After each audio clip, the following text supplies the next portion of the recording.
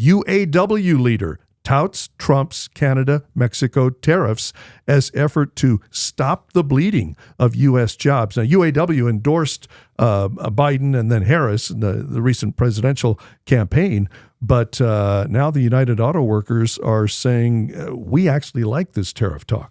Well, yeah, because it would make it more beneficial to manufacture the said vehicle here in the U.S. Now, you need to understand is the big three, Ford and GM in particular, they have massive assembly plants just across the river there from Detroit, right, in Canada.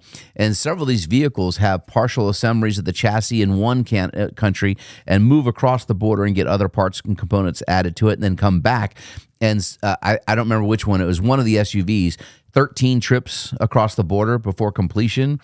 That doesn't sound very efficient. That's what I'm thinking. I'm like, how is this efficient? But it was the labor costs and the input costs and the tariffs. So what Trump is trying to do is, hey, look, move those jobs here. That'd be an American job, which is his job, right? He's to answer to the American citizenry. So move those jobs here and keep them here. And so the idea of tariffs is to make it more advantageous for a manufacturer, so if somebody's creating a product, to decide to create or invest that product here. Now, the reality is there is cost to do this. There is time. You can't just build a steel foundry or a plant to manufacture light bulbs or car parts or whatever it is overnight.